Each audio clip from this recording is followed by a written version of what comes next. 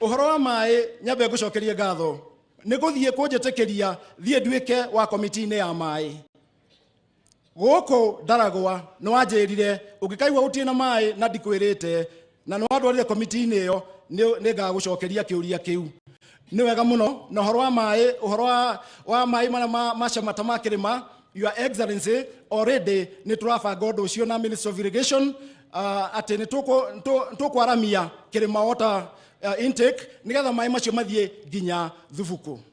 Thank you. Na maundu mangi ma mai nginya demu ino ya Thubuku ni tukumiaramia na ni wanjirire menye ura tukunyitana na ministry na PS to make sure ati ni twaramia demu icio na twikire mai undu andu airio marenyuaga mai. Your Excellency, I'm on it. Na very soon andu Ndaragwa nimakuona demu kwanza colonial dams cianjia guthondekwo. Thank you for that, Your Excellency. Uhoro wa Lake Orbosat, Your Excellency, ni tukumi conserve na oguo metho auga jetekeria tondu kwina andu aingi muno matari mawira leke tunyite ciana cia guku tuci engage ikorwo cie busy na horo cio twauga wa njohi ni ukuna ni uguthie thi. Gerekia, Your Excellency, twina PS wa migunda guku jetekeria Ndaragwa twina andu aingi muno matari na title deeds jetekeria demo engage demo negera list iyo nigetha undeithiririe andu a Ndaragwa moe title deeds nigetha ona menda maroni makoya na nigetha ona mathie ma develop undu rungi ngwenda kwaria ndekererie biu itaneta ma MP wenzangu makoro makiumira ngerekia. Karibuni MPs na baraza nimekuona karibu sana. Thank you very much MPs, wakaribia sasa muke haha. MP wa Yara tuna MPs ege ukumuno bona deputy, sorry, okay. Naalika MPs wote wenye tunakuanga na wabunge wa National Assembly wakaribia hapa ili His Excellency kwanza tulikuwa tumeshikana kabisa, just come here on the dais. Mambo ya elections, Your Excellency, in Parliament we have stated that hakuna mambo itaongelewa huku nje, kila kitu iletwe bunge. Ni sisi tulichagua na ni sisi tutatimiza yale wa Kenya walichagua, ili mambo hiyo ya kwenda kuongea huko ni hao bunge Parliament wataamua kama kuna handshake kama hakuna handshake. Na kuna watu wanaenda wakisema waliibiwa, Bwana Deputy President. Mimi nilishindana na huyo Kioni, ikiwa nasema watu waliibiwa, kwanza huku Ndaragwa akuje aseme yake yenye iliibiwa. Kweli si kweli? Ikiwa aliibiwa akuje kwanza aonyeshe wapi ile aliibiwa, aonyeshe ile stream, washa polling station stream yenye alishindwa, akuje aonyeshe kabla kusema ati our presidency waliiba. So please mention your name. Wacha wajiseme. Okay. Thank you very much, His Excellency the Deputy President. Aitwaje Topita Irogo Kihongi, MP wa Kagema, na wakwa mbere ni tuthina mbere kunyitira Deputy President. Oyo no ikarira gite kia micuki. No cabo cio waku nigo turakenera. Turaigwa turaiganira, tukaigwa turi agitere, tukaigwa turi arangireta Gikuyu. Ngai akorathime na gwika wega, twi hamwe naye muno. Thank you very much. Your Excellency the Deputy President Gachagua, mawaziri walioko hapa, maseneta akiongozwa na Senator Kafamedho, wabunge wenzangu, speakers, MCAs, the clergy na kanisa yote na watu wote wa Orbosat na wa Ndaragwa. God is good. Geide yogwa ndwaga geide mwega. Na ende ciothe. Jitagwo Martha Wangari, mbunge wa Girigiri, na Your Excellency, kama kuna kitu tunatufurahishia ni ati tuondoke kuji mashinani. Vile ulitembea mpaka kiatu ikakuwa vumbi, bado uko na sisi, hujachoka. Na ile kazi umeanza juzi kule kwangu, unajua tumekuwa na mkasa wa maji. Kama tungekuwa tumepanda miti, hatungepoteza watu 7 kule Oljorai. na tunashukuru hii serikali sababu mlitushikilia wakati huo, Waziri Miano, kupatia watu chakula na kuwasaidia. Lakini ile umeanza hapa, sisi tutakuunga mkono, tupande miti kila kona, tuchunge kizazi cha kesho. Na kwa mambo ambayo unafanya, Your Excellency, ya madawa na ya pombe, atumia ni maririte muno. Either wena mwanawe na miaka 35 ne nyumba na gutiri undu areka na aroka akaria rucini akaroka njohi-ini, kana wena mwana muiretu onage angirageire 6 arageire 2 riu turagea 2 tugakundika tondu ona kugia nao Your Excellency ni kwagite. Kwoguo ututeithie na nitugukunyita mbaru tondu kwiragwo ruru rutari njau ni kuhuka rwikaga atia. Tutikareke ruhuka generation hii tuehuke, tutakushika mkono tumalize, no tushininire gitina kuria ciumaga na itige gukinya guku mashinani, na ithui hau niho tugukunyita mbaru Your Excellency. Ngirikia niwe metho hanu ni form 1 wako uyu no ni mono yakwa no ni mono njugi tondu Your Excellency niwe ndirathie tamu ya 3. Huyu kijana ni kijana kiongozi na tukite haha tondu nuo twitite utusaidie kulea hawa vijana vile umetushikilia, na sisi tutakuunga mkono na tutakuwa as a community tuko sawa sawa. Ya mwisho, najua pesa hujamaliza, hata Gilgil tumebakisha mashamba ndukigura mugunda nigetha na ithu tugwitage wa gwitu. Mungu awabariki. Mwenda njire andu agirigiri ati ndacoka. Mungu awabariki, asanteni. Asante sana Naibu Rais Mheshimiwa Rigathi Gachagua, watu wa hapa Nyandarua, Bwana Yesu asifiwe. Mimi naitwa Didmas Wekesa Barasa. Mimi ni mbunge wa huko Bungoma, mahali inaitwa Kimilili. Nimekuja hapa kwa sababu huyu Giji anapenda kusaidia sisi viongozi vijana. Na vile nimesikia huyu Methu ndio mjumbe senator wa hapa, mimi nilikuwa nimefikiri hii ni miaka yake ya 10. Kumbe ni miaka yake ya kwanza ya 5. Huyu Methu ni kijana ambaye ako na akili nyingi sana. Ukichukua hii akili ya Methu, kama kungekuwa ati daktari iko daktari anaweza toa kichwa ya mtu apatie mwingine atembea naye, alafu watoe hii kichwa ya Methu wapatie kiori atembee naye, angekuwa mwenda wazimu sababu ya akili nyingi ya Methu, yeye hawezi akabebe kwa kichwa yake. Unajua ule Jeremiah Kioni nimeona juzi amevaa sufuria huko town. Nikakumbuka mwaka wa 2013 alikuwa ndio running mate ya Musalia Mudavadi. Wakati kura ilihesabiwa hapa Ndaragwa, Musalia Mudavadi alipata kura 0. Nikashindwa kwani hata huyu Kioni hakupigia Musalia. Sasa vile nimeona yeye amevaa sufuria kwa kichwa na ametembea na wale watu ambao kuna wakati mwingine nilikuwa huko nafanya campaign huko Bungoma. Nikasikia yule rafiki yake yule mzee yule amekuja hapa Nyandarua. Nikasikia anatangaza mpira. Akasema ati anachukua Martha Karua, anajenga Rigathi Gachagua, ati Gachagua anavunjika mguu, anatolewa kwa machela. Huyu Rigiji ni mtu ya kuvunjika mguu ya kutolewa kwa machela kwa... Si wao ndio walivunjika mguu yao wenyewe. Mheshimiwa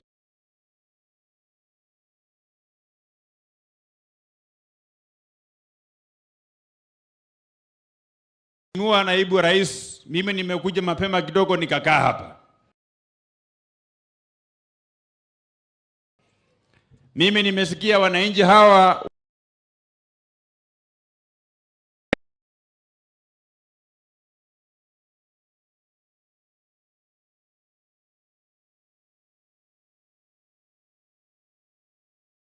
wa zamani anafanya maandamano, anasema ati bei ya vyakula ati iteremke. Lakini asemi kwamba bei ya samaki pia iteremke. Samaki ndogo hivi shilingi 300. Samaki yenyewe haipa serikali iko tumewaunga mkono, lakini ikifika mwezi ya Septemba bei ya unga ipande, ndio mkulima ya kupanda mahindi pia bei yake ipande. Tunataka pia bei ya viazi pia ifanye namna gani? Ipande. Siko namna hiyo. Yangu ya mwisho, Mheshimiwa Naibu Rais. Mimi nakushukuru sana. Vile wewe umeendelea na roho yako ya kupenda wananchi na kutembea na wananchi pamoja.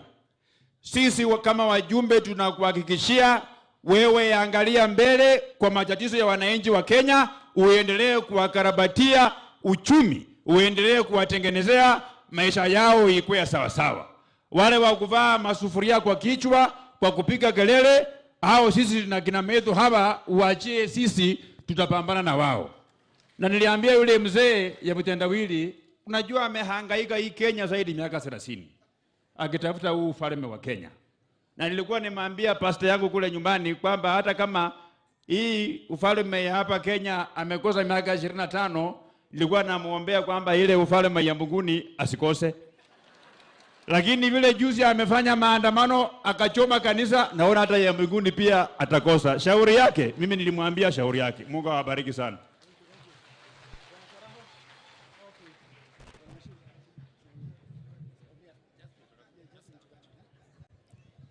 Your Excellency Deputy President Gachagua, mimi siko kwa bunge, lakini mimi nilikuwa mjumbe hapa, na hapa ni nyumbani.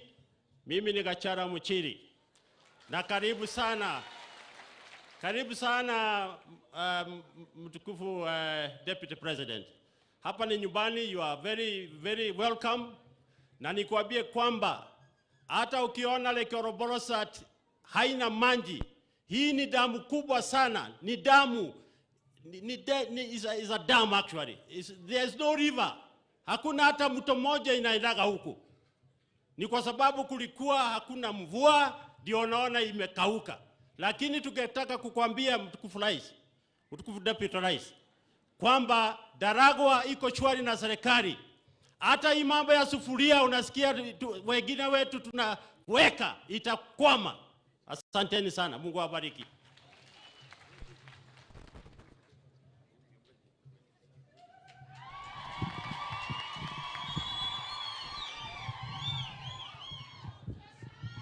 Thank you. Your Excellency, the Deputy President of the Republic of Kenya, Cabinet Secretary is present and all protocols observed. Bwana asifiwe. Bwana asifiwe tena. Asante. Your Excellency, first and foremost is to welcome you here in Olbosot. And I must say, as I stand in front of you, I feel very, very privileged. Your Excellency, one thing I must say, for once within Nyandarua County, we feel we are in safe hands. Your Excellency, I know you are a seasoned politician, and you agree with me that Nyandarua as a county, we have been disadvantaged for very many years, and that's why in many aspects, we still lag behind when we come to development. And the much interest I've seen you are taking in our county, Your Excellency, sisi kama watu wa Nyandarua, for once, sasa najua tuko kwa mkono poa na mambo itakuwa sawa. Your Excellency, as you are in our midst, as we round this very noble cause of making sure we achieve our target, that is in regard to the forest cover, I think this is a very noble, and this is one cause which should be supported by one and all. Your Excellency, I can remind the wananchi here, hata mkiangalia kwa Biblia, wakati ya Adam na Eve, when they sinned, na macho yao ikafunguka, na wakaona, wakarealize wako uchi, walikimbia kwa mzitu kujifunika. So maneno ya forest cover, it has our biblical history, and I will actually urge, not only here in Olbosot or Karao constituency, Nyandarua, and in fact, the entire country as a whole, let's take this issue very seriously and make sure we achieve that target of achieving our forest cover. Your Excellency, yesterday we were with you in Nyeri. And I must say, and I must thank you so much, because I know this was your initiative with His Excellency the President, whereby you have actually looked at what is happening, especially in our region that is within Central Province. Our young people are perishing. That is into getting involved into taking illicit brews and the substance. Your Excellency, I think our engagement yesterday, I have no doubt whatsoever, we are actually going to achieve some milestone in that perspective. Na tukiweza kubambana na hii maneno ya pombe na the substance, how watoto wetu, because as leaders, if we don't take action now, nataka kuambia wale wazazi wako hapa na wale wengine, our generation is perishing.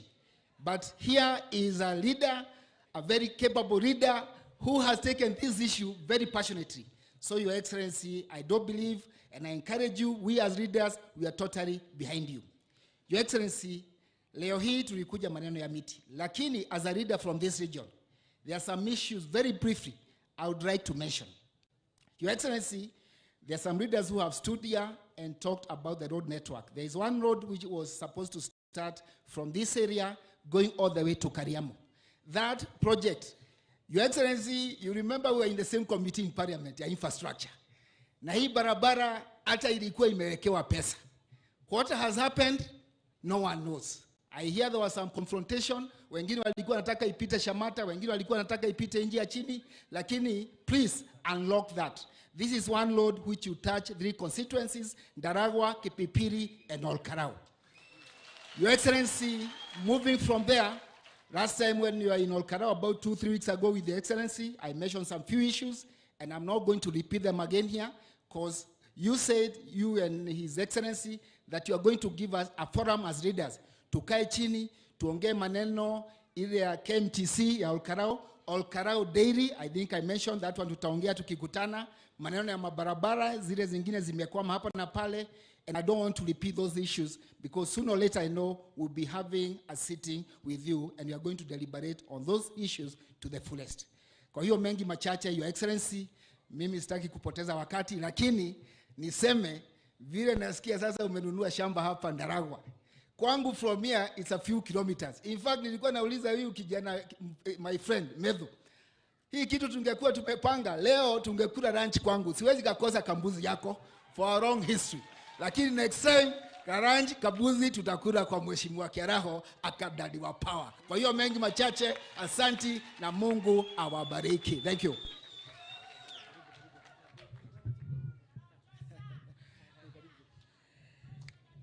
Your Excellency, our governor, our ministers, wageni wetu and all protocols observed, hamjambo.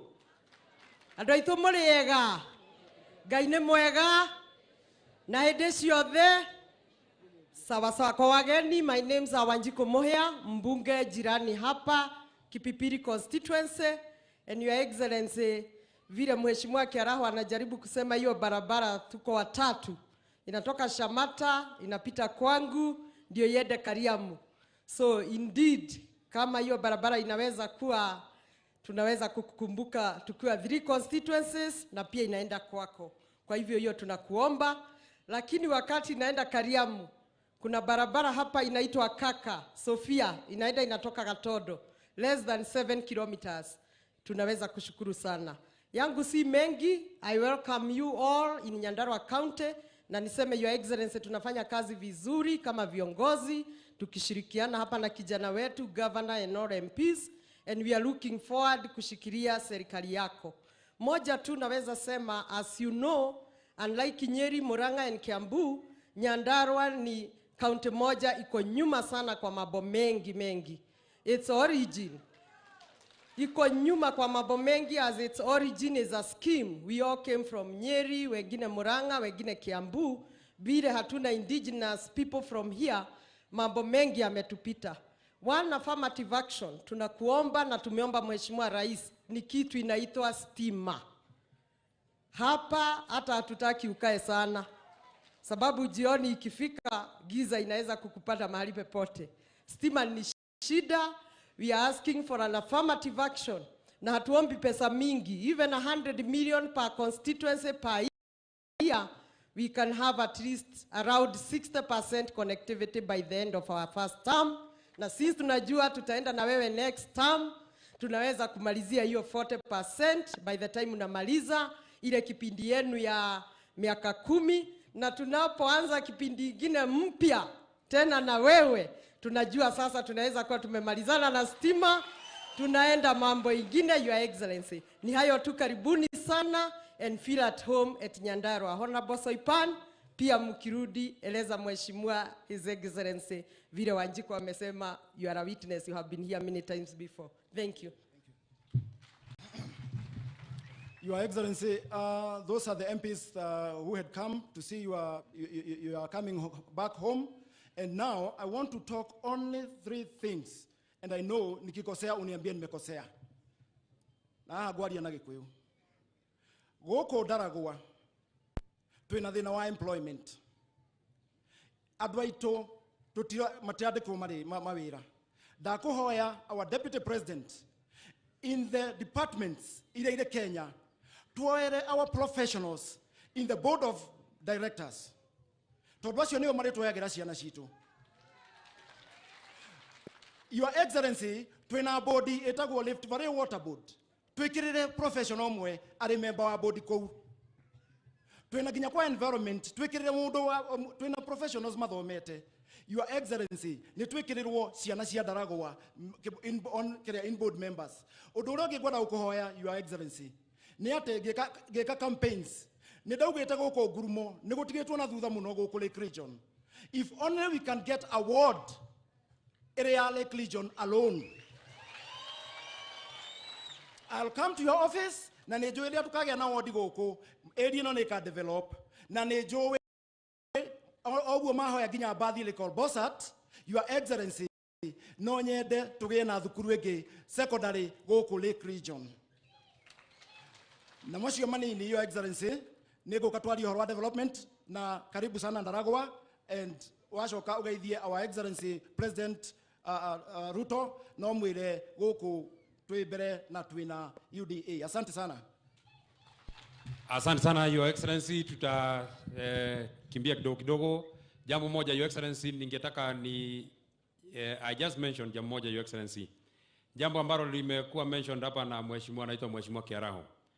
Kwa sababu sisi Your Excellency tukifanya campaign, tulifanya campaign kwa platform ya kuambia wananchi tunaweka pesa mfukoni.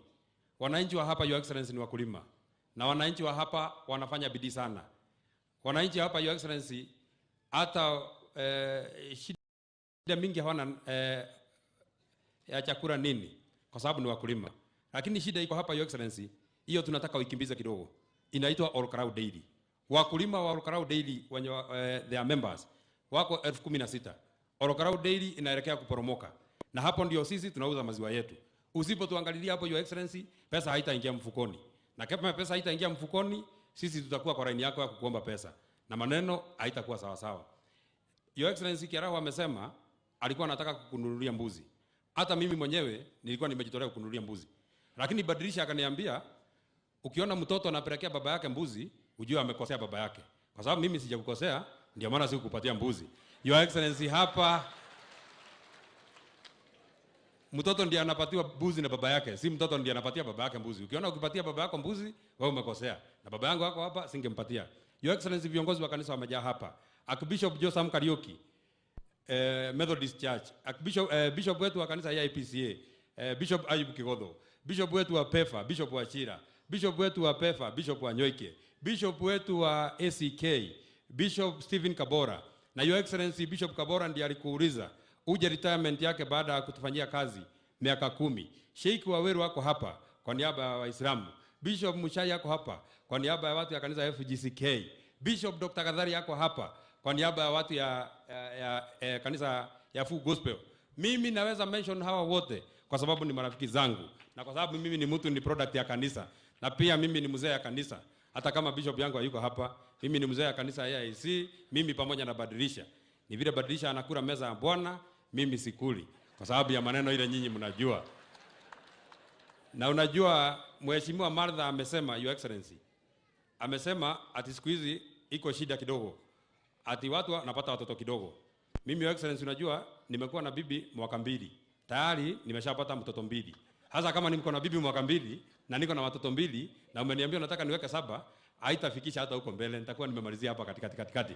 Nataka niwaulize ndugu zangu senators, lakini kabla nataka nimuulize mheshimiwa Farhada mbunge wa Yala aje wakiandamana na my colleagues senators waje hapa ndio tuwatambue. Asanteni sana kwa kuja. Mheshimiwa Farhada. Na nimwetereire kuinirwo ni gatutura ni murenda ine munene atanacoka na Samido we guku Samini ndoka itari mukenu. Mheshimiwa Farhada.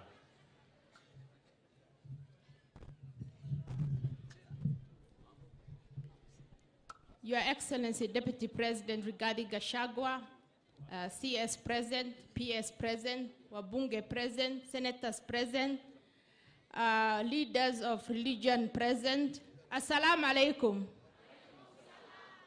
Kwa majina naitwa Farhada Iman. Mimi nilikuwa seneta mteule 12th Parliament. Sai mimi ni mbunge wa East Africa, Jumuiya ya Afrika Mashariki. Leo nina furaha kuungana na nyinyi kwa mwaliko wa seneta wenu mdogo, seneta barubaru, seneta mshupavu, seneta Methu. Seneta Methu alikuwa amenifanyia campaign kule Senate nikitafuta kura ya East Africa. Na boy oh boy, alikuwa amenisimamia akivaa viatu ambaye haziambatani, zilikuwa ziko hivi na ni different. So nikasema ile matunda ulileta lazima tuende homecoming kwangu mahali inaitwa Ijara, Garissa constituency, Garissa County constituency moja inaitwa Ijara, ina border na Somalia na ina border na coast huko Lamu. So huyu seneta wenu ni all weather man, anaenda kila mahali.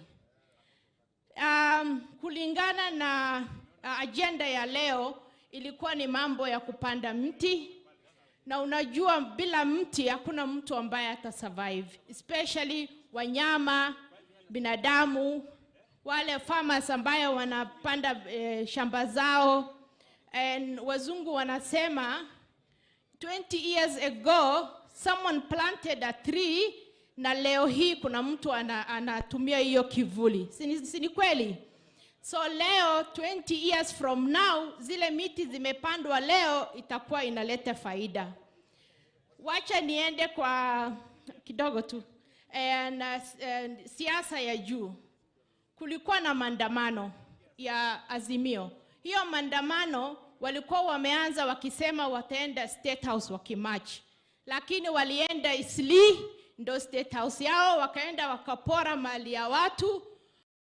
Na Your Excellency, we thank you, wewe na President mlikaa mkasema wananchi hawataumia, lazima tulete suluhisho. Hiyo suluhu ililetwa na ikakuwa bipartisan approach. Sasa wanapiga makelele wanasema tunaanza hiyo maandamano tena. Tunakubali kweli? Hiyo maandamano haiwezi kuwa, wataendelea na mambo yao kule Parliament. Asanteni sana watu wa Nyandarua, na huyu nimempatia ngamia na msichana, siwasumbue. Asante sana. Sasa tumekubaliana Your Excellency kwa sababu we are really pressed of time na tunajua umetupatia heshima kubwa kwa sababu unatoka. Tumekubaliana na hawa senators wote.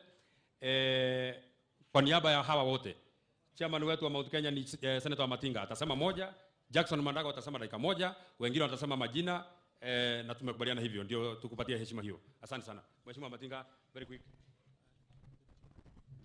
Thank you very much, Your Excellency. Nyandarua murekuo. Your Excellency, sa tugucokeria ngatho ira turatindire nawe kuria Nyeri. Niwonete kirei kiranina andu a Mount Kenya. Urauga tuhurane na njohi. Njoki andu a Nyandarua ndimucokerie ngatho muno ni guthura kijana uyu 1975 twari na kijana ungi wari munini wetagwo JM Kariuki waragiriria andu a Nyandarua na andu a Murima. Thengiu muri. Your Excellency, sa wa mwisho tutigacoke kwari uhoro wa colonial villages na tondu ri mwana wa mau twaguthaitha we no ngituruta tho nicio icio aciari aitu mekirirwo tutule twaragia horo wa colonial villages tafadhali your excellency na andu agikoyo mumenye o gicego gia kiamo gikoyo gitiekagirwo ndurume igiri kuri andu marathiuruka makoiga ehie kingpin witu wa Mount Kenya etagwo Rigathi wa Gachagua na gutiri ungitui. Thank you muno your excellency na twithutha waku maundu ma maandamano ni turaugire tukiaririria horo wa macio mangi ona horo wa one man one vote one shilling twikire handu hau. Thank you muno your excellency. Your Excellency, the Deputy President of the Republic of Kenya, Mheshimiwa mawaziri, Governor wa hapa Nyandarua, viongozi wenzangu na watu ya Nyandarua, mjambo. Kwanza Your Excellency, mimi nataka kuchukua nafasi hii kukupongeza na waziri wa environment kwa sababu mambo ya kupanda miti katika Kenya hii lazima tutilie maanani. Mheshimiwa Rais, naibu ya Rais, mimi naomba wewe kwa sababu unaongoza kikosi hii ya kuhakikisha hii mambo ya environment Kenya itaenda mbele, tuweze kuleta watu wengi kwa hii msafara. Mheshimiwa naibu ya Rais, tuko na watu wanaitwa Kenya Scouts. Na nimefurahi kuona Commissioner Scouts hapa Nyandarua na nimeona Mheshimiwa MCA mmoja hapa ambaye yuko kwa Scout. Hawa tunaweza wauzisha kwa mambo ya kupanda miti na tuweze kwenda mbele. Huyu senator kijana huyu anauliza sijui kama mazishi imekosa ama ni kwa sababu umekuja. Unajua niko na marafiki wawili na hii Nyandarua pia ni nyumbani. Unajua miaka zingine tulikuwa hapa Karamton, tulikuwa tunaishi hapa, so usifikiri nimepotea. Mazishi iko nitaenda, lakini unajua wewe nilikuwa nataka nikupange kidogo na naona umeanza kuanza ujeuri. Ati anataka kuwa rais 2042 kabla ya mimi. Wewe unaona hiyo maneno inawezekana? Wewe kwenda ujipange. Nikimalizia, Mheshimiwa naibu ya Rais, mambo ambaye hao watu wa Azimio wanataka kurudisha mambo ya maandamano, tafadhali tunataka kuwaomba. Hii nchi kuna katiba. Kama wanataka kuandamana ikuwe ya amani. Na kama watapora mali ya watu, tunataka kuona watu wakishikwa wapelekwe kotini. Hata sisi raia tuliwaunga mkono. Unajua hata hii bipartisan Your Excellency tumekubali kwa sababu sisi kama jeshi ya Kenya kwanza we are loyal to the generals. Lakini kama ni kusema tunaongea alafu wanasema tunarudi maandamano, sijui wameandika barua waambie tunangoja majibu. Wasitusumbue, si tunataka kufanya kazi na tunataka kupanda miti. Ya mwisho, hii Nyandarua Your Excellency vile Mheshimiwa mbunge Wanjiku amesema. Hapa ni diaspora ya Mount Kenya. Hata sisi watu ya Rift Valley tuko na stake. Na hapa iko nyuma. Hapa iko shida ya mabarabara. Hapa Your Excellency iko shida ya bei ya mambo ya ukulima. Wakati serikali itakuwa ikifanya subsidy ya chakula, hiyo pesa ipewe wakulima ambao wanalima. Watu hawezi isunguka huko Nairobi wanajazana kibira na kuweka sufuria kwa kichwa. Na iko mzee mmoja hapa mwanaume mzima wa Nyandarua, huyo mtu muhamisheni. Kama hako na shamba, cancel hiyo title deed, patia mtu mwingine. Hawaje kuja kubeba sufuria na kuharibu sifa ya Nyandarua hii. Nyandarua hii imetoa watu ambao wanasimamiwa na watu wanaweza sana kazi. Your Excellency, sisi tunakusupport. Ukiniona hapa ni kwa sababu moja. Wewe uliniokoa. Mimi nilikuwa governor wa Singishu. Kama kina Kioni wangefaulu kuinsight wananchi, hata huyu Methu wangekuwa hapa. So mimi niko hapa kwa sababu niko loyal kwa Rigiji. Wewe ni mtu ya nursery school, pana ongeanga mingi. Asanteni sana na Mungu awabariki. Your Excellency, tumeambiwa tuseme majina tu. Jina langu ni Jonyoto, seneta wa Murang'a, na hatutaki kusema, lakini Your Excellency, niko hapa ili ujue kwamba Murang'a tuko nyuma yako. Nashukuru Rais kwa sababu ya kusema hakuna handshake, kwa sababu tunajua handshake ikija ni Rigathi witũ kwanjia gũika ikiona hau twanjia ningĩ kugaga atĩ baba ndũingate gĩtumia gĩkĩ nĩgĩtige gũka tondũ gĩgũtũma Rigathi witũ wa Gachagua agio o ũrĩa Deputy President agirwo. So Your Excellency, tuko nyuma yako, tũkwenda twaragie cia wĩra, titũndinde tũkiuga gĩtumia kĩrogi nĩgĩokire kĩingatũ. Asante. Jonyoto, Senator wa Murang'a. Your Excellency, the Deputy President of the Republic of Kenya, all protocols observed. Kwa majina naitwa Lelegwe, Senator wa Samburu County. na Deputy Majority Whip wa Senate. Asante. Deputy President na watu wa Nyandarua County, Bwana Yesu asifiwe. Majina yangu naitwa Alexander Amunyi Mondigi, Senator wa Embu County. Embu County iko Mount Kenya region, na kama kuna watu wanapenda huyu Deputy President, watu wa Embu, umetufanyia mengi. Tunakuomba pia ukienda huko nue samba. Agenda yetu ya Mount Kenya region ni mambo ya makandamia, ni mambo ya maji ya irrigation, ni mambo ya parapara na mambo ile ingine. Kwa hiyo tunakuombea mema kwa hii kipindi ya miaka 5. Nikimalizia, wale watu wa mawe, wakurusha mawe, wangeulizwa mvua ingenyesha. Kwa sababu mvua imenyesha, tunaomba watu wa Mount Kenya region tupande miti. Hatutaki kuona mambo ya janga la njaa tena. Asante, mbarikiwe sana. Nikienda Embu County niseme nini? Mbarikiwe sana, asante. Deputy President, CS, my colleagues, MPs, Assalamu alaikum. Praise to God and the God of the world. My name is Mariam Omar, nominated senator from Mandera. And Mandera, there is no opposition there. All are in county government, in the national government. Thank you. Your Excellency the Deputy President, Senator Medho, ambao ni rafiki yangu sana. Mimi ndo nimunulia gambut. Hata kama alisema ni za mbuchare, amenikumbalia niimbe kwa wimbo kamoja, tulikuwa tunaimba, si ndio? Na hii wimbo tutamuimbia Rigathi Gachagua na Ruto. Kathiago ni murango inite. Kathiaga Rigathi ni koya asiange ni guthimira. Nendegwa ni mukoi. Kathiaga kwa uguo ndamwira Rigathi koya ni koya kuthimira te uguo. Haya. Rigathi ni koya asiange ni guthimira. Rigathi ni koya asiange ni guthimira. Rigathi ni koya asiange na Ruto ni koya asiange. Nimeambiwa nisiongee sana naibu wa rais, lakini unajua Kirinyaga mimi ni koloyo. Asante sana. Habari zenu? Mimi naitwa Senator Karen Nyamu. Na hapa niko nyumbani, si ndio? Your Excellency. Kwa hivyo sisi wote tuko mahali wetu maneno. Tunakushukuru sana.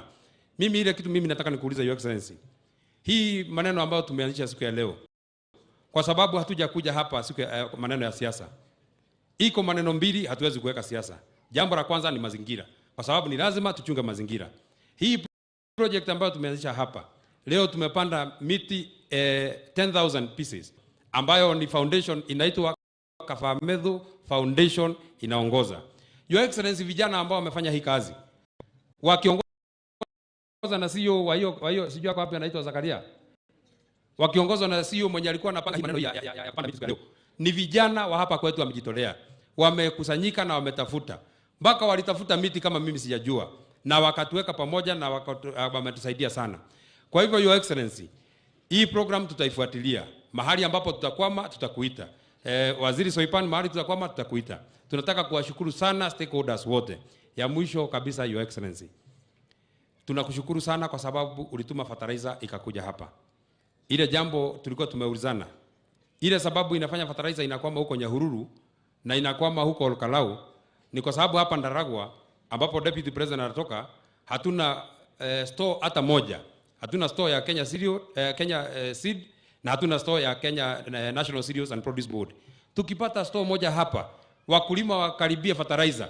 Badala ya mtu kutumia nafasi ya kwenda mpaka huko Olkalau, badala ya mtu kuendea fertilizer mpaka huko Nyahururu, wacha fertilizer ikaribia wakulima hawa. Ndio tupande viazi, ndio bei ya chakula iwe tunaweza kumanage. Mwisho kabisa Your Excellency, kama vile Mheshimiwa Mama Wanjiku wa Muhi amesema, county hii ambayo umenipatia mimi kama senator wa hapa ni county iko kwa giza, Your Excellency.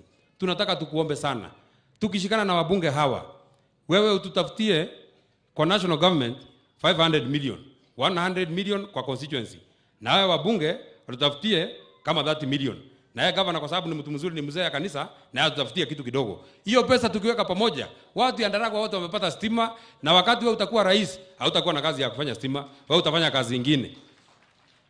Ya mwisho kabisa, Your Excellency, Your Excellency, ni kuwa mimi maneno hiyo yanasemekana huko Nairobi, hiyo watu ya Nyandarua wangu hawajaelewa.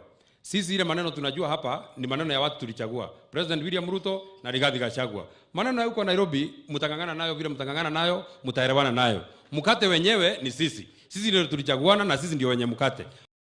Wakati ya kupeana mkate mkuja mtuulize, ndio kama tutakubali ipeanwe, tutawaambia mpeane. Kwa hayo mengi machache, na washukuru sana. Nichukue fursa hii nimkaribishe His Excellency the Governor, na kabla sijamkaribisha His Excellency the Governor, tumtambue Mheshimiwa Anabgure ambaye ni CS wetu, ametoka kutoka mbali sana.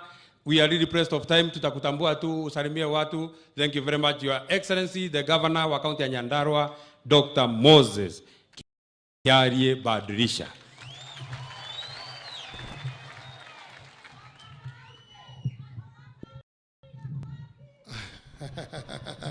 Asante sana Senator wetu. Your Excellency the Deputy President of the Republic of Kenya, CSS who are here na PS, Senator, wabunge ambao wako hapa, wahubiri wetu, mabishop, speaker wetu na bunge lako la County Assembly, wale wageni ambao wametutembelea, wakaaji wa hapa Olbolosat, wakaaji wa Nyandarua na Kenya mzima. Bwana Yesu asifiwe. Bwana Yesu asifiwe. Yangu ni kushukuru sana Your Excellency kwa sababu ya kukubali mwito wa kuja kugrace this occasion ambaye ni occasion mzuri sana. Na tunashukuru ule umoja ambao uko katika viongozi wetu. Juzi Mheshimiwa Wanjiku alikuwa na mkutano kule na watu ya Kipipiri wakasaidika. Na kijana wetu, senator wetu Medhu, tunamshukuru kwa sababu yeye pia ameongoza mambo ambayo tuko naye hapa. Alinipigia simu na nikampatia blessings na nikamwambia tutafanya pamoja kama serikali ya county na yeye. Your Excellency, tunakushukuru sana. Yale mambo yamesemwa hapa na MCA yanaguza kila mmoja. Ati wakati tulijaribu kufanya mchango tukashidwa, ulituwezesha kutoa moja wetu kule Kenyatta, na sasa tumemzika na roho zetu zimetulia. Mungu akubariki sana Your Excellency. Nimepata ripoti ingine kwamba pia tuna mmoja wetu ambaye ni mgonjwa, mzee Abraham ako India, na watu wa kaka wameniambia wako na mchango, na mimi kama governor nimejitolea, nimesema nitakuwa mstari wa kwanza katika hiyo mchango ili tuweze kusaidia mwenzetu ambaye ako kule India. Na tunaomba Your Excellency, kwa sababu wewe ni residence wa hii, kama utatusaidia ni sawa, lakini tunajua ya kwamba tutafanya pamoja. Tunakushukuru kwa sababu tumeona matunda yako. Wakati tulikuwa kule ulisema ya kwamba askari wapewe gari na ikatoka. Makofi kwa His Excellency. Ulisema pia ile intake ya Kirema iweze kuwa expanded ndio watu wa hapa wapate maji. Na wakati huu National Irrigation Board wako on site wakifanya hiyo kazi, na tunajua ikimalizika watu wa hapa wate benefit. Tumuongeze makofi ingine. Your Excellency, sitaki kurudia mambo imeongea hapa na wabunge, mambo ya barabara. Barabara hii kila mtu anajua. Ombi langu ni moja. Barabara hii itakapofika pale Mairoinya ikielekea kule chini, tunaomba yule contractor aongezewe angarao kilomita 2.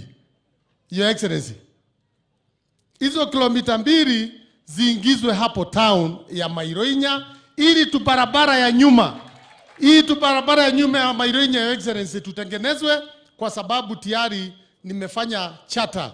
Mairenye sasa ni municipality.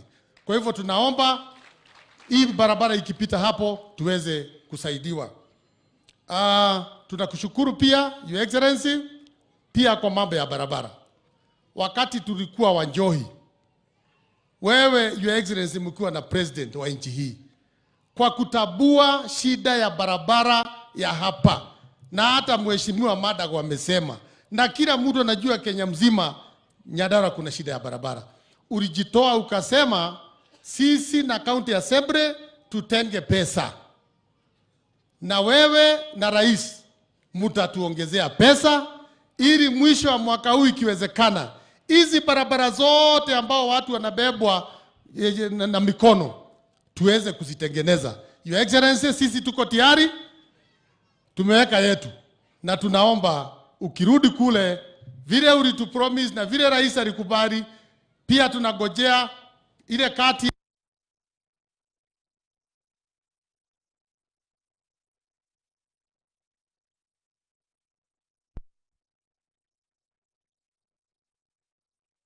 ilikuwa accident. Nilikuwa nafikiria wameguza mahali.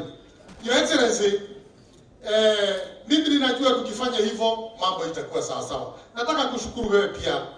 Last week mlikuwa hapa na rais na tukafungua ile barabara ile ya kutoka Captain ikielekea mpaka huko Donyonjeru. Na tunaona kazi hiyo inaendelea. Na pia tukafungua cold storage. Nataka kuambia watu wa Shamata na watu ya hapa, rais pamoja na deputy walifungua cold storage, na saa hizi ukienda pale ukihakisha stima iko baridi, kama viazi yako haina bei, tuko na mahali ya kuweka pale sasa, ikigojea bei iwe mzuri uweze kuuza katika bei mzuri. Hiyo ni sawa sawa. Makofi kwa serikali yetu. Na rais akiwa pale aliona ile cold storage ni ndogo, akatuongeza milioni ingine 100 tupanue hiyo cold storage ile watu wa Nyandarua waweze kuzalisha chakula. Hapo ni sawa sawa? Si hapo ni mzuri? Badala ya watu kusema rudisha chakula chini, hawa ni watu practical. Wanafanya mipango ya kuzalisha chakula na kuongeza chakula. Kwa upande wa matibabu, Your Excellency, ulipoingia hapa mara ya kwanza ulitembelea dispensary ya Pesi, ukaangalia, ukaona mambo si mzuri. Ukasema tupeleke daktari huko mara moja na tuanze kufanya facelift. Tulifanya hivyo. Lakini tunakuomba Your Excellency, serikali walitupromise health center ya Bahari. Na jana nimeongea na PS wa health na ameniambia pesa iko tayari, mpango iko tayari, health center yetu ya Bahari iweze kumalizikwa, iweke maternity, iwekwe ward, iwekwe laboratory, iwekwe kila kitu. Si hapo ni mzuri? Kwa hivyo tunashukuru serikali ya Kenya Kwanza kwa sababu inatambua mambo yale tunafanya. Kuna wale madaktari wa UHC ambao walikuwa wamemaliza muda wao karibu waende nyumbani.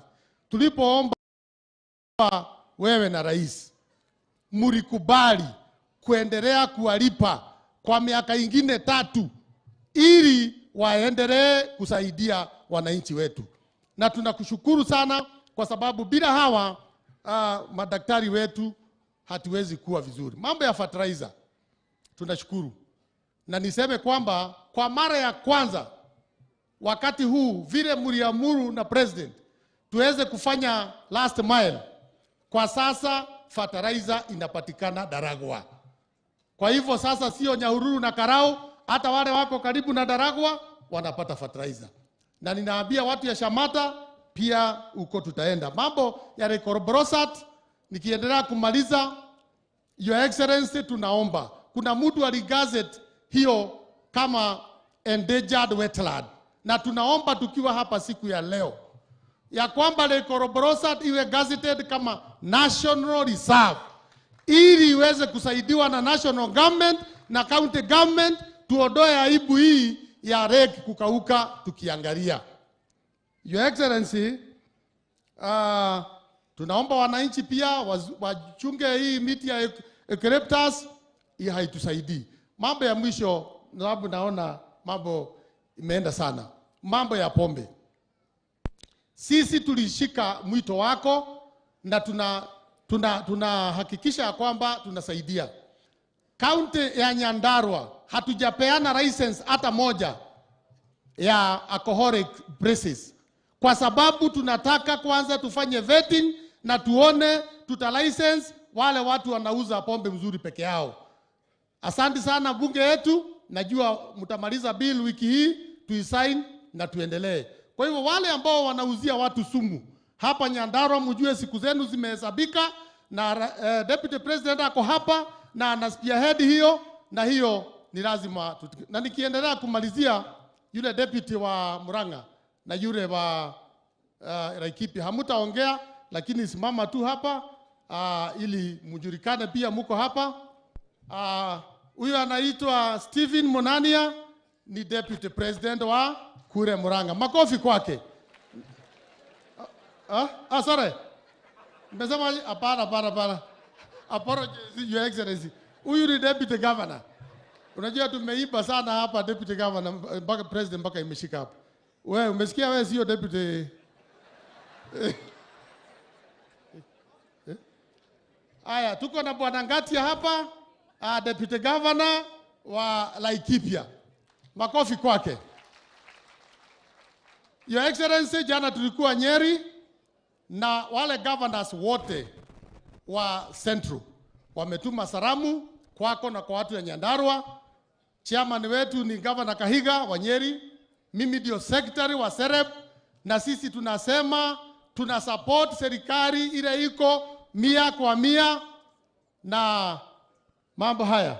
Asante sana mrembo kwa sababu ya kunipatia huyo muda. Thank you very much. God bless you.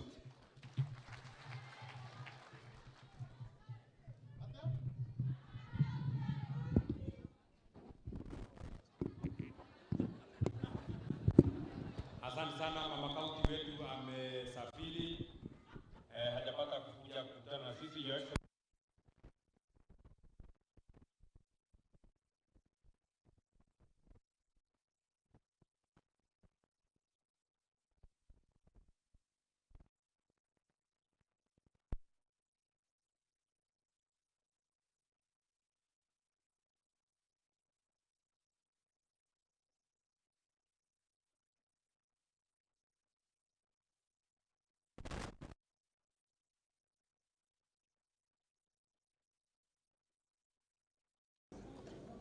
The Governor of Nyandarua County, the Senator, Members of Parliament, Senators present, my colleagues, Cabinet Secretaries, PSS, na MCS, na watu wa Nyandarua. Mwadhani Agosho, Moriega. Mimi naitwa Soipan, mimi ni waziri wa mambo ya misitu na environment na climate change. Na nimekuja hapa mara kadhaa nikiwa na Mami Mwega, mama wenu wa county, na Wanjiko wa Mohia, tumekuwa na wao, na pia wakati wa campaign, wakati mlikuwa mnasema Kafamedho, tulikuja hapa kufanya campaign ya Kenya Kwanza. Na nitaanza kumpongeza Senator Medho kwa sababu ya initiative hii. Na ningeomba our members of parliament, governors na viongozi wengine tuungane pamoja tuweze kuhifadhi mazingira yetu. Your Excellency, nimekuja kujua mambo ya Olbolosat. Na wakati nilichelewa kidogo ukiwa pale kwa lake, nilikuwa nimeifuata mpaka pale kwa falls, pale kwa Thompson Falls, na kujua ya kwamba Lake Olbolosat ndio chanzo cha River Wasonyiro, na River Wasonyiro inashikilia county ya Garissa, Laikipia, Isiolo, Samburu na Wajir counties. Na pia ile Lorian Swamp ambaye iko Wajir. Chanzo chake ni hapa. Ewasonyiro River inaenda mpaka Somalia. So unaweza imagine ile maisha ambayo inakuwa sustain na Ewasonyiro River ambayo chanzo chake ni hii Olbolosat. Hiyo ni kutuambia ya kwamba watu wa Nyandarua, na jambo ambalo Medho kupitia ile foundation yake amefikiria, ni jambo ambalo tunastahili kutilia maanani sana. Na nakushukuru Your Excellency kwa sababu wewe kuwa hapa ina profile the need for us to conserve our environment. Katika ministry yangu ya environment na PS wangu wa forestry yuko hapa, utasimama, huyo ni PS wangu wa forestry, anaitwa Kimani Kimodho. Tuko na mipangilio mingi na ningependa kuwasihi. Rais amesema tupande miti bilioni 15, 15 billion kwa miaka 10. Na ukifanya breakdown ya 15 billion kwa Wakenya milioni 50, kila Mkenya utahitajika kupanda miti 30 peke yake kwa mwaka. Only 30 trees in a year. Na ukitaka kupanda kwa miaka 10, utahitajika kupanda miti 300 peke yake. Na hiyo itaokoa maisha yetu. Tuko na mpangilio na magavana, na najua tumeongea na gavana Badilisha. Tafadhali mtenge sehemu hata katika urban centers. Tutakuja tupande miti, we green our counties. Watu wako na targets kuanzia machief. Tuta establish nurseries za chiefs. Tusaidiane na national government administration. Wabunge wetu tunajadiliana na national government CDF board. Ile kitengo yenu ya 2% ambaye inaenda kwa environment, tunataka CDF board waweze kuwaruhusu zaidi ya kununua miche, hata muweze kuajiri vijana katika kutunza ile miche na ikue mpaka iwe miti. Kwa sababu tunajua kwa sasa hawaruhusu muandike vijana na hiyo 2%. Na itatusaidia tuweze, we need to move from just planting to actually growing our trees. Kwa sababu hiyo ndio itatusaidia. Tuna mpangilio ya mashule, makanisa, tumesha sign mkataba na PCA Church hapo last week. Catholic Church tuna sign na wao. Interreligious Council, tusaidiane kuokoa maisha ya Wakenya, kwa sababu mambo ya maji ni shida, mambo ya ukame ni shida, na tukikubaliana na rais na naibu rais tupande hiyo miti 15 billion, tutaweza kuokoa maisha ya Wakenya wote. Na tukiendelea na kazi ya kupanda miti kama foundation ya Medho na makanisa na mashirika mengine, tushirikiane na community forest associations ili tuwasaidie kununua miche kutoka kwao na pia kununua kutoka kwa vijana wetu na akina mama. Ya mwisho, Your Excellency, tuko na partnership na FAO ambayo inaangazia uhifadhi wa Lake Olbolosat.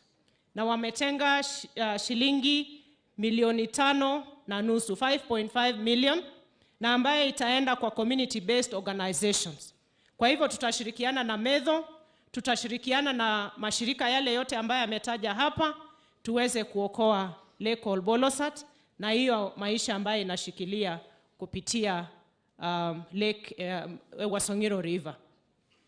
Kabla sijamaliza, kuna mawaziri wenzangu wasimame waonekane.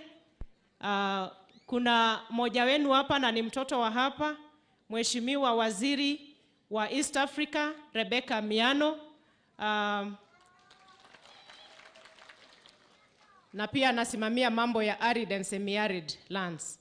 Tuko na Mheshimiwa Zakari Njero ambaye pia ni neighbor wenu hapa Nakuru, na yeye ni waziri wa kusimamia mambo ya mashamba. Kwa hivyo ile mambo mumeongelea ya mashamba na mambo ya misitu, ninajua Mheshimiwa Deputy President tutaangazia ili tuweze kurespond kwa mambo ambayo wananchi wanataka. Kwa hayo machache, nafikiri nitachukua fursa hii tuweze kusimama sisi sote, tumkaribishe Mheshimiwa naibu wetu wa rais ili aweze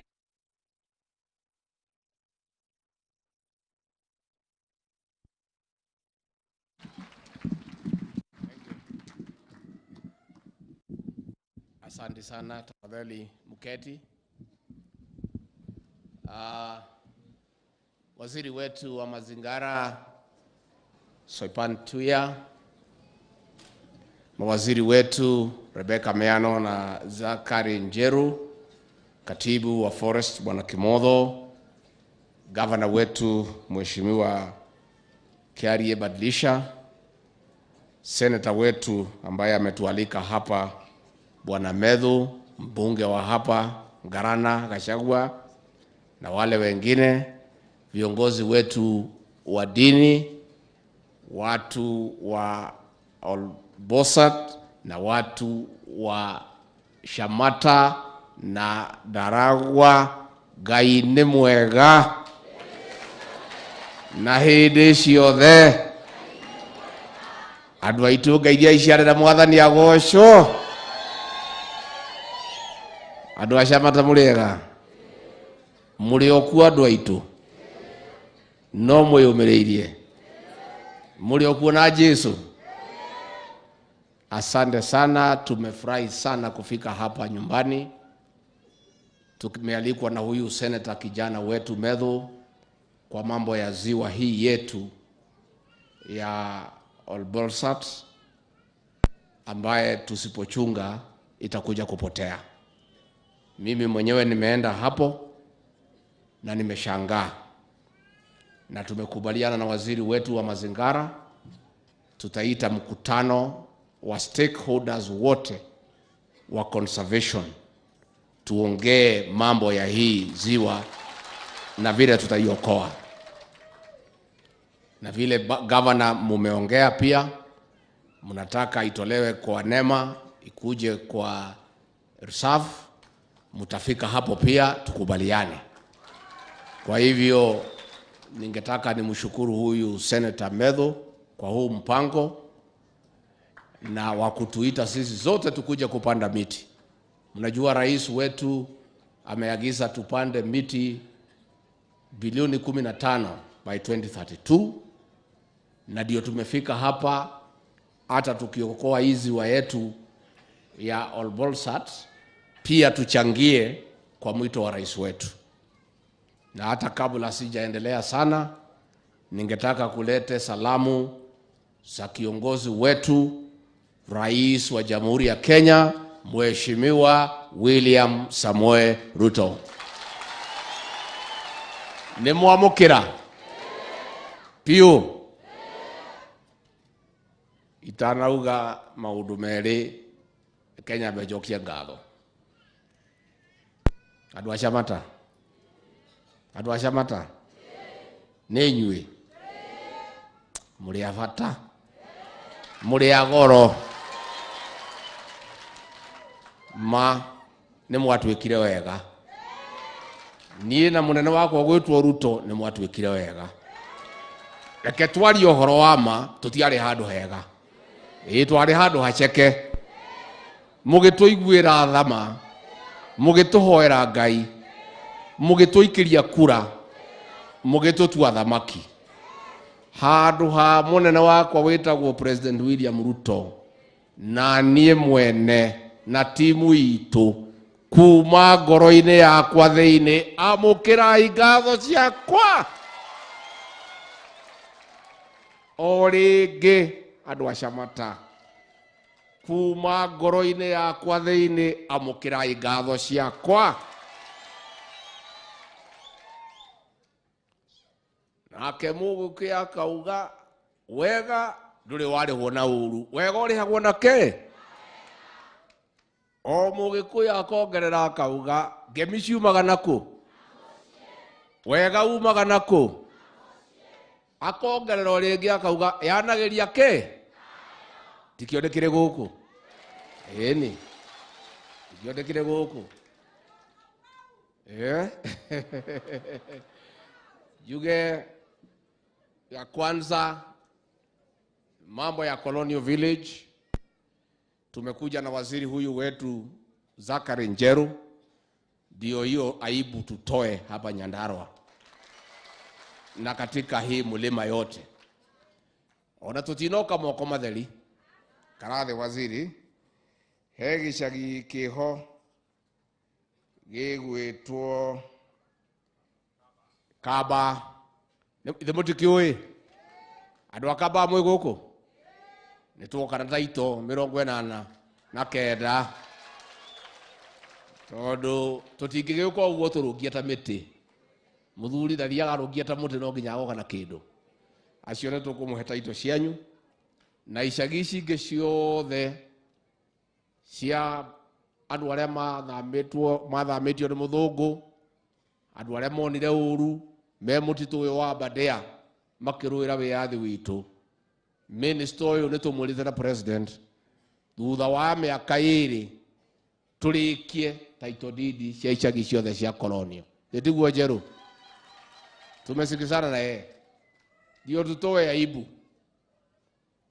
Najua hao watu tulifukuza mzungu hapa tukaenda kwa hii msitu ya Aberdare na ya Mount Kenya tukiongozwa na Field Marshal Dedan Kimathi Wachuri. Mzungu akaondoka akatoa 30 million pounds ya kununua mashamba ya kupatia Maumau. Wale wazungu weusi walikuja wakachukua hiyo pesa wakanunua hiyo mashamba wakanyang'anya watu ya Maumau. Waleo hiyo mashamba iko idle, ni maswara sinatembea huko, na watoto wa Maumau na watu ya Maumau wanazikwa kwa kaburi ya umma. Migundere yale ya Maumau muthungu arutire mbeca heo mau na ciana ciao makioya makigaira muthungu muiru iria ingi makihe ngati na kamatimu na komerera na tukunia nio meteithire na indo cia Maumau. Uyura tugwika ni kugeria icagi icio ciothe ciekĩrĩtwo hĩndĩ ya Colonial mundu aheo to point twake onoko ne 10 agathikwo handu hake ena gathango gake. Mambo ya barabara iko shida hapa Ndaragwa na Nyandarua, that is true. Na ndio mimi na rais tulisema Nyandarua mimi na rais tutaangalia, na sisi si watu ya kudanganyana. Sasa ni mara ya 3 mimi kuja hapa tangu tuchaguliwe, na tutaangalia. Na ndio zile barabara yetu ilikuwa imekwama, barabara ya kuma Ndaragwa nginya mairo 10 nginya Subuku nginya Ndaragwa, kuma Gameni Oruko nginya Junction B, Karogoni Secondary nginya Wakahoti Center nginya gwa Githae ni turekerire mbeca na contractor ni agucoka site arikie. Barabara ya kuma Thubukia nginya Sibara, ya kuma Shamata nginya Kaka, ya kuma Kaka nginya Kariamu, tu barabara tuothe twa Shamata town nywe nywe nywe nywe nywe nywe, kuma Shamata nginya Shamata Girls. Wĩra ũcio ni ũkwanjĩrĩria na nĩtũgũka na President William Ruto hau Shamata kũhingũra barabara ĩyo. Na mũkĩmere mũndũ ũcio mũchaina wa maitho manini oka agĩkĩmwakĩra ona ni akĩnyingĩrĩria hau ngokaga mũgũnda.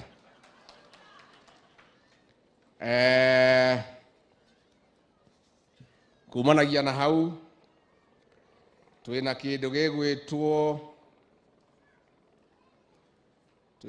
gĩgwĩtwo ngucanio ĩrarĩ ho gatagatĩ ka andũ aitũ haha na Kenya Forest Service ya mũgũnda. Mimi nitakaa chini na huyu waziri Soipan Tuya na Kimotho, hiyo shida tutatue. Si ni shida kidogo? So hiyo tutatatua waziri. Tutakubaliana tutatue hiyo shida. Kutoka hapo niseme ya kwamba mambo hiyo badilisha umesema ya health center tutakimbiza ndio ikuwe ya kumalizika. Na pia tutapanga land board ikuje hapa kuliko watu kwenda mpaka Darago. Ndio mtu nataka kufanya transaction ya shamba katika area hii afanyie hapa karibu. Pia mambo ya stima, ni kweli mumekaa kwa giza siku mingi, na ile mbunge wenu wa zamani, ile mtu ya sufuria, tulikuwa na yeye Kirebe siku moja, mnakumbuka?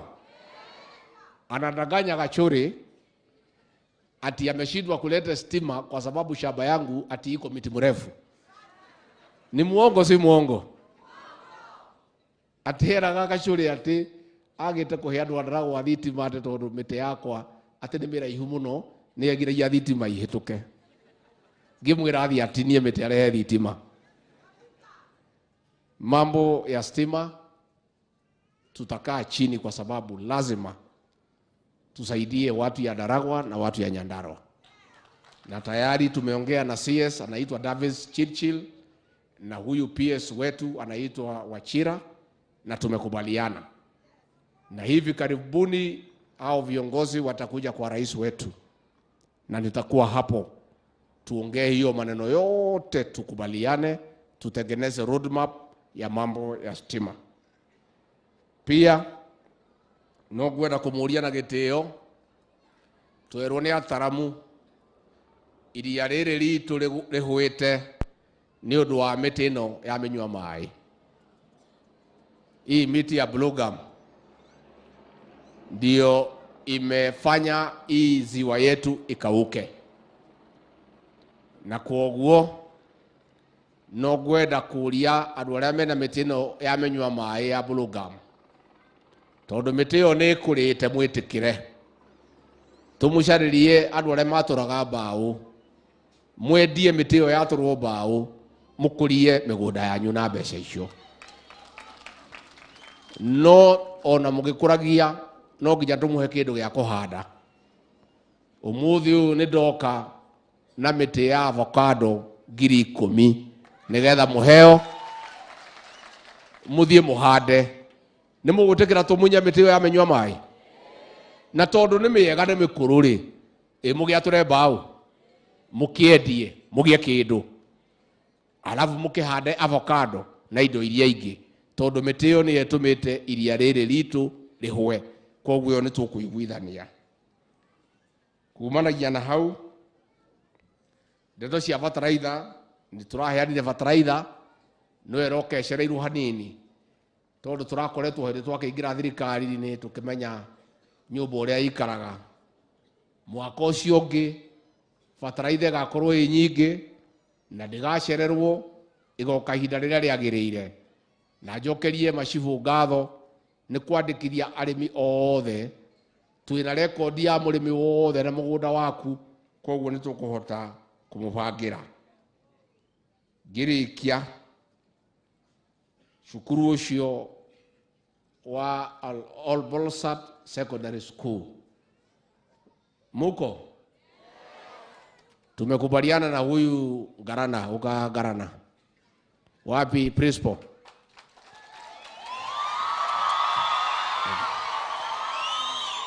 Kuja principal. Tumekubaliana na huyu. Najua huyu alitumia jina yangu sana kutafuta kura, lakini alitumia vizuri, si ndio? Na ndimucokerie ngatho ni guthura Garana uyu.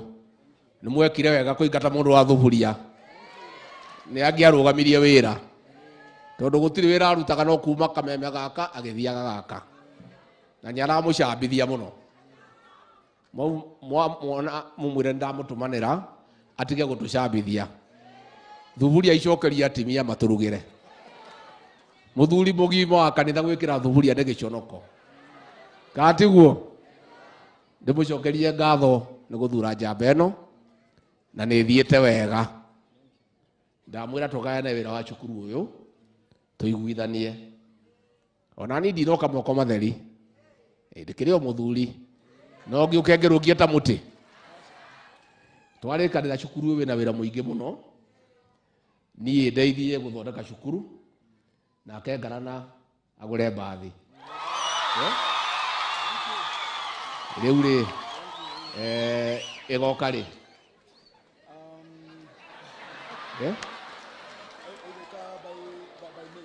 aya na kĩang'ang'ane ndamwĩra mbathi ĩyo mweri wa mũgwanja nĩ ngoka kũmĩrehe na niĩ tondũ cukuru ĩno ĩkĩrĩ na wĩra na gũkũ no mũciĩ ndingĩgĩũka nũngie ta moko matheri nĩ ũndũ wa wĩra ũrĩa ũrĩ kuo nĩ ndoka na ciringi milioni 5 cia cukuru ũyũ na mwalimu, hiyo pesa itumike vizuri, na wewe mheshimiwa, wira no mwene wira no ke mbeca ici ndarehe urumirire ciringi 1 milioni 5 ihuthike wira wa guthondeka cukuru iriku. Asante sana mwalimu, asante mheshimiwa.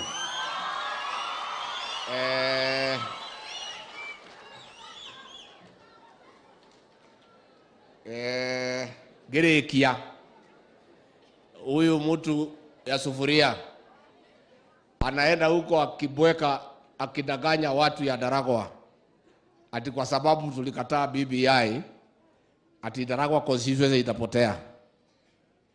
Sio, ni uongo. Nyandarua ipotee nikiwa wapi? Nyandarua ngethie ndiko andu a Nyandarua andu a Nyandarua ati Nyandarua ethie ndiko. Hiyo ni uongo mtupu. Constituency ya Nyandarua itaendelea. Na ndimwire andu a Nyandarua maundu manyu ndimaroraga ta iria ririko. Na maundu manyu makahitana ndi bafu. Na ndingigakorwo bafu njirwo ni marahitana makauma na thabuni.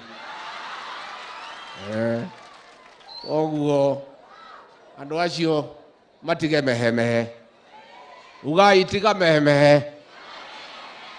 Ira mundu wa thuburia tiga mehemehe. Waheirwo miaka 10 ni andu a Nyandarua gutire wira warutire. Ndini ndiroka kuruta wira uria waremirwo ni kuruta.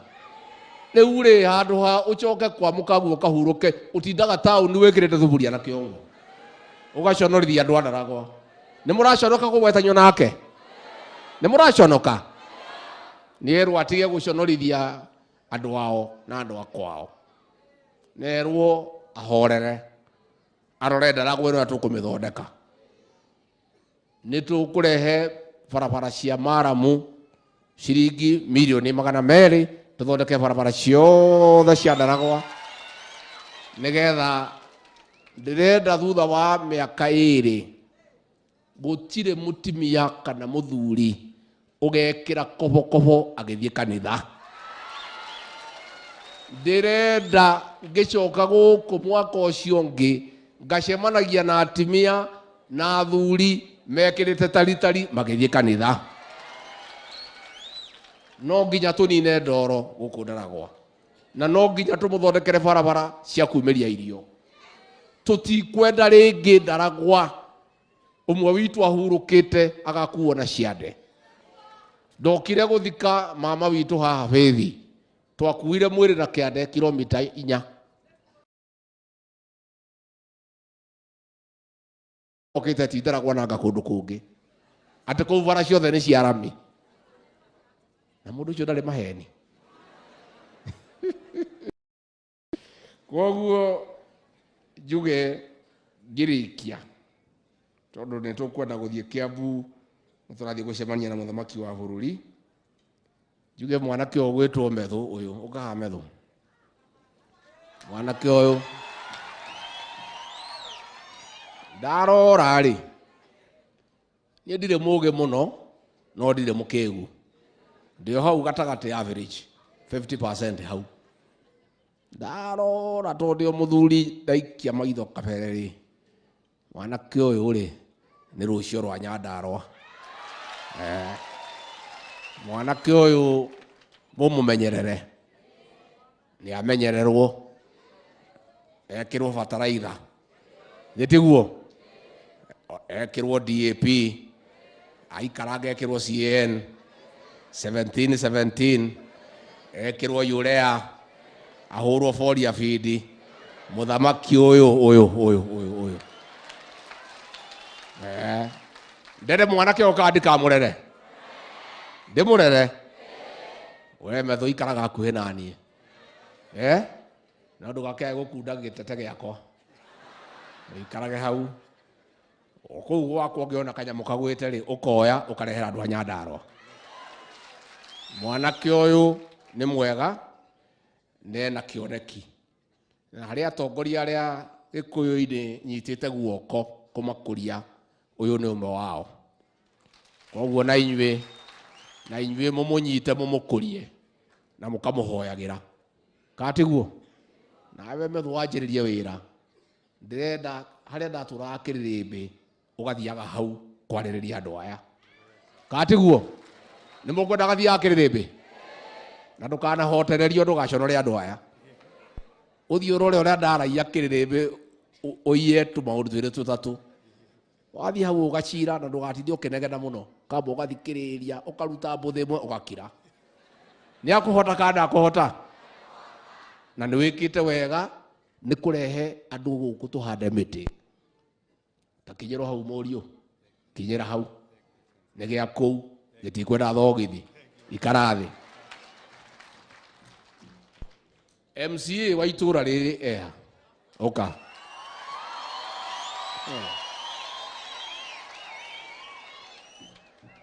niĩ nĩ ndĩ ma MCA maingĩ mũno no ndĩrenda kũmwĩra ũmũthĩ niĩ ndirĩ ndona MCA wendete andũ ake ta mheshimiwa ũyũ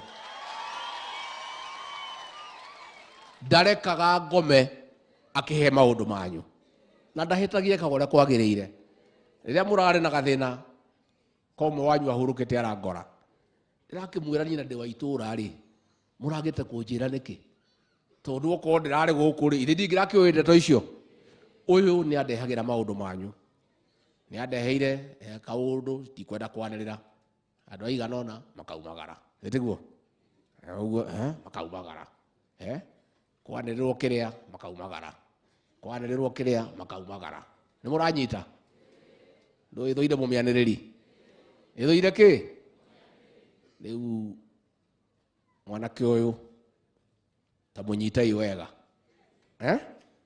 ũyũ nĩ kĩrathimo harĩ Chamata nĩ kĩrathimo na nĩ endete andũ ake piũ tondũ gũtirĩ ũndũ atanjĩraga kanjĩra he kana kana tũteithie harĩ mwana mũna tũteithie he mũthuri mana noguo nĩguo ũcio nĩguo ũtongoria kwarĩrĩria andũ aku na kũmamenyerera nĩ mũkũndorera MC ũyũ nĩ mũkũndorera we ũyũ ona harĩ niĩ nĩ mwega tondũ gũtirĩ kaũndũ kangĩhĩtana gũkũ atanjĩ na nĩ mũkwanjia kũigua ũrugarĩ wakwa bado mũkwanjia kũigua ũrugarĩ ona ndona tũthendi handũ njetereire rĩ nyanjia gũita tũmahiga rĩ ithe ndigũtigũka wega njite tũmahiga kana ndigaite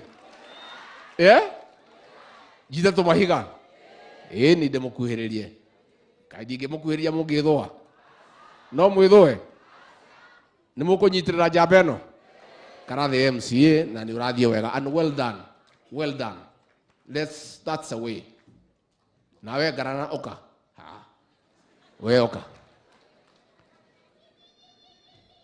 Gachagua ũyũ nĩ arathiĩ wega no nĩ ũrora mũno goka gĩcagi kaingĩ ndũkore mũno kuhĩrĩria andũ aya kana to wega kũmwĩra ndũĩ andũ gũkũ ndĩkĩrĩ wa itũra nĩ ngwĩrwo mheshimiwa tũtimwĩrĩgĩte kuhĩrĩria andũ aya ũka twake makanitha tuteithia tungatĩria aya ũkoteithia women group ũkanjĩta ngakũnengera kĩndũ ũkarehe ũkaigua he kaũndũ ngagũtũma kuhĩrĩria andũ aya no mwanake ũyũ nĩ athiĩte wega na nĩ ngwenda kũmũria andũ andaragwa tũtuĩke andũ a kũnyitĩrĩra atongoria tũtigaikarage tũkĩmacenjagia tondũ mũmbunge gũthiĩ wega akwenda mĩaka 10 nĩgetha arĩkie wĩra koguo nĩ ngwenda mũnyitĩrĩre njamba ĩno na yogerie ikare hakuhĩ na inyuĩ nĩgetha ndĩmũteithie ona nĩ ngũmũteithia ndaragwa ĩno rĩu tondũ ndĩ wa gũkũ ikinya rĩrĩa rĩagĩrĩire nĩ mũkũmũnyitĩrĩra asante sana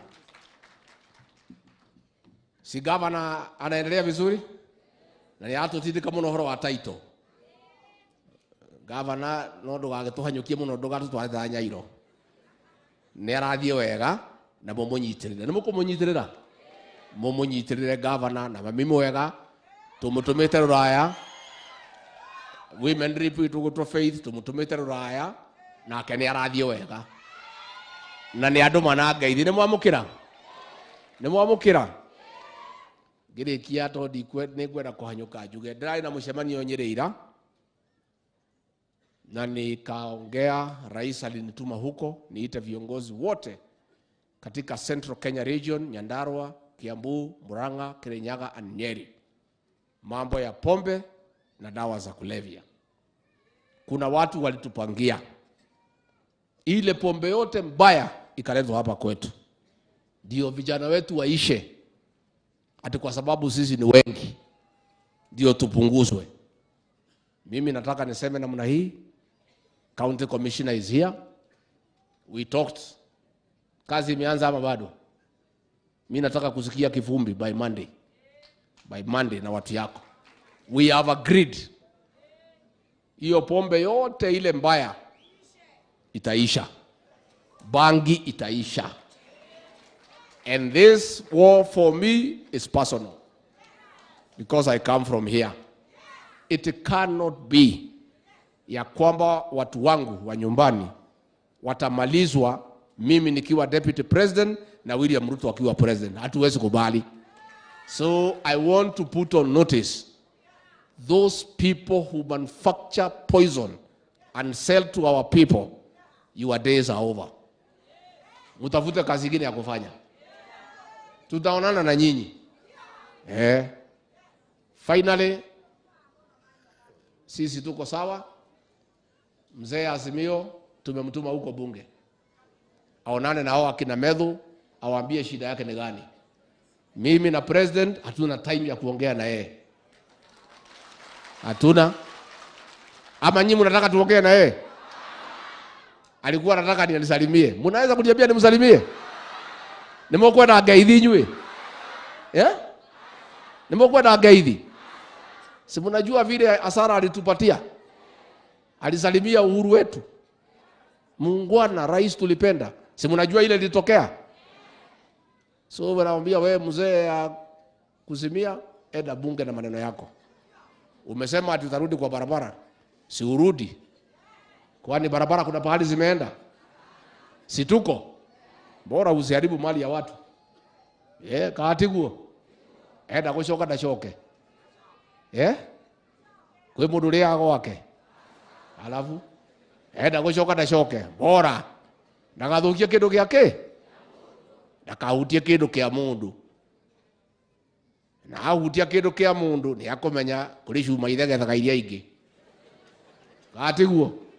Ĩni. Ndũĩ hĩndĩ ĩngĩ aticaga ciangĩ ciana cia Serelak. Ithuĩ tũrĩ cuma cia tene. Kone akwenda gũcoka nĩ acoke, no ndagathukie kĩndũ kĩa mũndũ. Oke ahũre wa bebe, ainũke. No mahĩtia nĩ maitũ. Twaugĩte tũkũmwĩkĩra wheelbarrow ainũke tũgĩcererwo. No gũtirĩ thĩna. Nĩeke ũrĩa akwenda. Tunamwambia Bwana Odinga na watu yako, mkitaka kurudi kwa barabara, murudi. Bora msiharibu mali ya Wakenya. Bora msitume watu kuiba mali ya Wakenya. Na mimi naona they are trying to intimidate the Inspector General of Police, Japhet Kome. I want to assure the IG, continue doing your work. You are a very professional IG doing your work professionally. All you did is to protect life and property. Had they not come to the streets, there would have been no issue between the police and the demonstrators. So let them keep their people at home. Then there will be no problem with the police. In fact, the people who should be taken to ICC are those Azimio characters who have destroyed life, property belonging to the people of Kenya. So I want to assure the IG of Kenya that the government of President William Ruto will protect you fully, and you should not be intimidated. You should not be harassed by anybody. You are doing a good job, and you should continue doing your job to protect life and property. And IG, if they come back to the streets, do your job. Protect life and property in accordance with the laws of Kenya and the Constitution. Katiguo. Oko darokete farari yagira kodi na polithi. Ndituora tukorire. Omerwa atiriri makirehe maundu mana marare. Ayuka guthukia indo cia andu merwo mukungi akorire u. Mukungi akorire u. Na waisha ke rutire. No waisha ke. Na wainaga neroragira. Merwo. Na matigatuikie kara ritho. Matigatuikie kara ritho. Mareke President William Ruto athane Kenya to niwe mwathurire. Kati nyumo muthurire. Kwiyendera ka kuringiririo. Gwe mundu wa muringiririe. Mundu wanyu wathuri arauga ati ni kura cia iru. Ona keuga ati ni mwamuthurite ati kura cia kikiyo. Niguo augaga niguo tumuonaga akiuga kuria tumeme-ini. Koguo tuge ni twakena muno andu a Ndaragwa. Thengiũ muno nĩ gũtweterera na nĩ twakena muno. O rĩngĩ tũtikanoga nĩ gũcokia ngatho. Mũrĩ andũ ega na mũrĩ andũ a bata. Na tũgũtũra tũmwendete. Na nĩ tũkũmũrutĩra wĩra. Na nĩ tũrĩũkaga kaingĩ. Nĩ mũrĩ tũrĩũka rĩngĩ. Ngai witũ amũrathime.